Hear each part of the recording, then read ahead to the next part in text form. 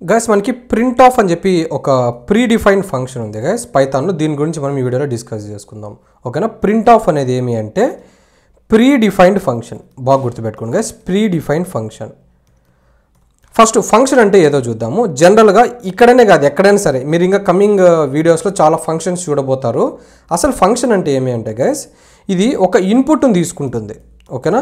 ఇది ఒక ఇన్పుట్ని తీసుకొని మనకు ప్రాసెస్ చేస్తుంది and process it and give output. అది మనకి అవుట్పుట్ అనేది ఇస్తుంది. సో బాగా గుర్తుపెట్టుకోండి మీరు. ఇక్కడే కాదు జనరల్గా కమింగ్ వచ్చే వీడియోస్లో కూడా మీరు ఎక్కడైనా ఫంక్షన్ అని విన్నారంటే దాని మీనింగ్ ఏమంటే ఈ ఫంక్షన్ అనేది ఒక ఇన్పుట్ తీసుకొని అండ్ దాన్ని ప్రాసెస్ చేసి మనకు ఒక అవుట్పుట్ ఇస్తుంది. ఓకేనా. ఆ ప్రాసెస్ ఏంటి అవంతా అని చెప్పి ఫంక్షన్స్ అని చెప్పి ఒక సపరేట్ కాన్సెప్ట్ ఉంది కదా, నేను అప్పుడు ఎక్స్ప్లెయిన్ చేస్తాను. ఈ వీడియోకి జస్ట్ ఇది గుర్తుపెట్టుకోండి మీరు, ఫంక్షన్ అంటే ఏమి అని చెప్పి. అండ్ నెక్స్ట్ వర్డ్ వచ్చి మనకి ప్రీ డిఫైన్డ్ అని ఉంది. ఓకేనా. ప్రీ డిఫైన్డ్ అంటే మీనింగ్ ఆల్రెడీ ఉంది అని. అంటే దాని మీనింగ్ ఏమి అంటే ఈ ప్రింట్ ఆఫ్ అనేది ఈ పైథాన్ ఉంది కదా, ఈ పైథాన్ ఎవరైతే కనిపెట్టారో, ఈ పైథాన్ ఎవరైతే ఇన్వెంట్ చేశారో వాళ్ళు ఆల్రెడీ దీన్ని క్రియేట్ చేసి పెట్టేశారు. ఓకేనా. సో మనం జస్ట్ దాన్ని వాడుకుంటున్నాం అంతే. సో దాన్ని మనం ఏమంటాము అంటే ప్రీ డిఫైన్ ఫంక్షన్ అంటాం. ఈ ప్రీ డిఫైన్ ఫంక్షన్ మాదిరి మనకి యూజర్ డిఫైన్ ఫంక్షన్ అని ఉంది. ఓకేనా. యూజర్ డిఫైన్ ఫంక్షన్ అంటే ఏమి అంటే మనము క్రియేట్ చేయాలి. యాజ్ ఎ యూజర్స్ మనం క్రియేట్ చేయాలి. Users will create. ఇప్పుడు ఇక్కడ నేను కోడ్ రాస్తున్నా కదా, సో నేను ఒక ఫంక్షన్ క్రియేట్ చేయొచ్చు. ఆ ఫంక్షన్ ఏమంటాము అంటే యూజర్ డిఫైన్ ఫంక్షన్ అంటాం. కానీ పైథాన్ ఎవరైతే కనిపెట్టాడో వాళ్ళు కొన్ని ఫంక్షన్స్ ఆల్రెడీ క్రియేట్ చేసి పెట్టేశారు. దాన్ని మనం ఏమంటాము అంటే ప్రీ డిఫైన్ ఫంక్షన్ అంటాం.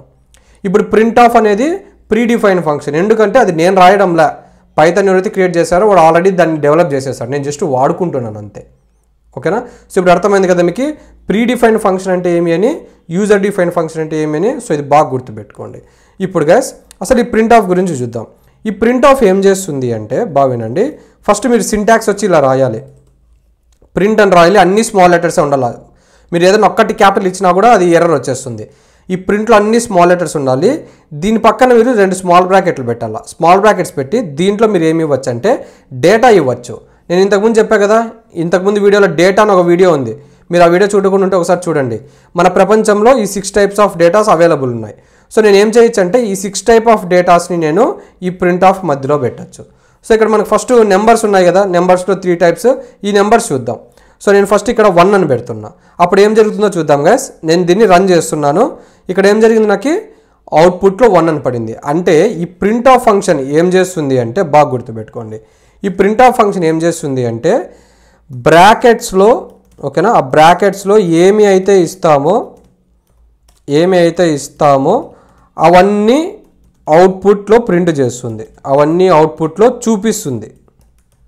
ఓకేనా. ఇది బాగా గుర్తుపెట్టుకోండి. ఇప్పుడు మీకు ప్రింట్ ఆఫ్ అంటే మైండ్లోకి ఏం రావాలా, ప్రింట్ ఆఫ్ ఏం చేస్తుందంటే మీరు ఏం చెప్పాలా, ఈ బ్రాకెట్స్ ఉన్నాయి కదా, ఈ బ్రాకెట్స్లో మనం ఏమైతే ఇస్తామో అవన్నీ మనకి అవుట్పుట్ ఏరియాలో చూపిస్తుంది, ఇలాగా అవుట్పుట్లో చూపిస్తుంది. ఇప్పుడు గాయస్ నేను ఇంకొక నెంబర్ నాకు అవుట్పుట్లో కావాలి. అప్పుడు నేను ఏం చేయాలంటే కమా పెట్టాలి. కమా పెట్టి ఇంకొక నెంబర్ ఇస్తున్నా. ఇప్పుడు ఏమేమి నెంబర్స్ ఇచ్చాను ఇక్కడ 1, 2 అంటే మనకు అవుట్పుట్లు ఏమొస్తాయి 1, 2 వస్తాయి. సో ఇక్కడ చూడండి రన్ చేసా, వచ్చిందా 1, 2. ఇంకొకటి మీరు గుర్తుపెట్టుకోవాల్సింది ఏమంటే ఈ 1కి 2కి మధ్య స్పేస్ ఉంది. బాగా అబ్జర్వ్ చేయండి. ఓకేనా. సో అంటే ఇక్కడ మనం ఏమైతే నెంబర్స్ ఇస్తామో, ఏమైతే డేటా ఇస్తామో ఆ డేటాకి మధ్యలో మనకి ఏమొస్తుంది, స్పేస్ వస్తుంది. ఇప్పుడు నేను -3ని ప్రింట్ చేయాలనుకుంటున్నా, -3 అని ఇస్తున్నా. సో ఇప్పుడు మనకు అవుట్పుట్ ఏమొస్తుంది 1 స్పేస్ 2 స్పేస్ -3 అని వస్తుంది. అబ్జర్వ్ చేయండి, వచ్చిందా 1 స్పేస్ 2 స్పేస్ -3. ఇలాగ మీ ఇష్టం గైస్, ఇలా కమా పెట్టుకొని మీకు ఇష్టం వచ్చిన డేటా పెట్టుకోవచ్చు మీరు. ఇంకా ఒక ఫ్లోట్ వాల్యూ ఇద్దాం మనము, 5.67 అని ఇస్తున్నా. సో ఎగ్జిక్యూట్ చేశాను. సో మనకు అవుట్పుట్లో వచ్చిందా. అండ్ మీరు గుర్తుపెట్టుకోవాల్సింది ఏమంటే ప్రతి వాల్యూకి మధ్యలో స్పేస్ వస్తుంది. ఓకే. సో ఇప్పుడు గైస్ దీంట్లో మనకి ఒక పారామీటర్ ఉంది. ఓకేనా. ఒక పారామీటర్ ఈ మధ్యలో మనకి ఒక పారామీటర్ ఉంది. దాని పేరు ఏం పేరు అంటే సెప్, SCP సెప్. ఈ సెప్ అంటే మీనింగ్ ఏమి అంటే బాగా గుర్తుపెట్టుకోండి. సెప్ అంటే అబ్రివేషను సపరేటర్ అని, సపరేటర్. ఇప్పుడు దీని సింటాక్స్ అంటే దీన్ని ఎలా ఇవ్వాలి అంటే మనము ఇలా సెప్ అని రాసి ఈక్వల్స్ టు సింబల్ పెట్టి సింగిల్ కోట్స్ ఇవ్వాలి 2. ఈ సింగిల్ కోట్స్లో మనకి ఇష్టం వచ్చిన డేటా అనేది పెట్టుకోవచ్చు, మనకి ఇష్టం వచ్చిన డేటా. సో డేటా అంటే అగైన్ ఇక్కడ ఇవన్నీ ఈ 6 టైప్స్ ఏవైనా పెట్టుకోవచ్చు. మీకు ఒక ఎగ్జాంపుల్ చూపిస్తే అర్థమవుతుంది. సో ఇక్కడ నేను ఏం చేస్తున్నానంటే కమా పెడుతున్నా, కమా పెట్టి ఎస్సిపి అని ఇస్తున్నా. ఎస్సిపి అంటే మీనింగ్ సపరేటర్ అని. తర్వాత ఈక్వల్స్ టు పెట్టి 2 సింగిల్ కోట్స్ పెడుతున్నా. ఈ 2 సింగిల్ కోట్స్ మధ్యలో నేను డేటా పెట్టుకోవచ్చు అని చెప్పా కదా. డేటా అంటే ఇవి ఈ 6 నేను ఏవైనా పెట్టుకోవచ్చు. సో ఇప్పుడు నేను ఇక్కడ ఏం చేస్తున్నానంటే క్యాపిటల్ ఏ అని ఇస్తున్నా. ఓకేనా, క్యాపిటల్ అని ఇస్తున్నా. గైస్ ఇప్పుడు రన్ చేస్తున్నా, చాలా జాగ్రత్తగా చూడండి అవుట్పుట్లో. సో నేను ఇక్కడ రన్ చేశా. ఇక్కడ చూడండి గైస్ ఏమొచ్చింది నాకు, ఇంతకుముందు నెంబర్స్ ఇచ్చా కదా, ఈ నెంబర్స్ మధ్యలో నాకు ఏమొచ్చింది, స్పేస్ వచ్చింది. అంటే ఈ సపరేటర్ తీసేస్తాను చూడండి, ఈ సపరేటర్ తీసేసి నేను రన్ చేస్తుంటే నాకు స్పేస్ వచ్చింది. అబ్జర్వ్ చేయండి, పైన చూడండి ఈ ఫస్ట్ ప్రింట్లో నేను సపరేటర్ పెట్టానా లేదు, కాబట్టి మనకి నెంబర్కి మధ్య స్పేస్ వచ్చింది. కానీ నేను ఇక్కడ సపరేట్లో ఒక వాల్యూ ఇచ్చా, ఒక డేటా ఇచ్చా, అప్పుడు ఏం జరుగుతుంది, ప్రతి ఒక్కొక్క వాల్యూకి ఆ డేటా వస్తుంది. అంటే ఈ స్పేస్లో మనకి ఈ లెటర్ వస్తుంది. సో మీరు ఏం గుర్తుపెట్టుకోవాలంటే ఇలా సపరేటర్ ఇచ్చి దీని మధ్యలో మనం ఏదైనా ఒక డేటా ఇచ్చాము అంటే ఇక్కడ మనం దీని ముందర ఒక నెంబర్స్ ఇచ్చింటాం కదా, ఒక డేటా, ఈ డేటాకి మధ్య ఈ సపరేటర్ అనేది వస్తుంది. ఇప్పుడు నేను ఇక్కడ యాపిల్ అని పెడతాను గైస్, ఏమొస్తుంది చెప్పండి, 1 యాపిల్ 2 యాపిల్ -3 యాపిల్ 5.67 అని వస్తుంది. ఓకేనా, సో అబ్జర్వ్ చేయండి వచ్చిందా, ఇక్కడ 1 యాపిల్ 2 యాపిల్ -3 యాపిల్ 5.67.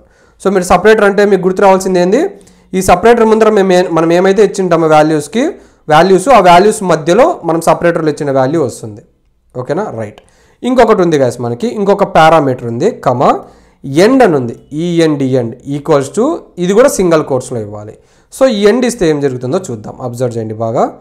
కమా ఎండ్ అని ఇస్తున్నా, ఈక్వల్స్ టు పెట్టి సింగిల్ కోట్స్లో నేను ఒక కే అని ఇస్తున్నా, ఓన్లీ కే అని ఇస్తున్నా. ఇప్పుడు బాగా అబ్జర్వ్ చేయండి గైస్, ఎండ్ అంటే ఏం గైస్, జనరల్గా స్టార్ట్ ఎండ్ మిడిల్ అలా అంటాం కదా. ఎండ్ అంటే ఏమి, ఇది.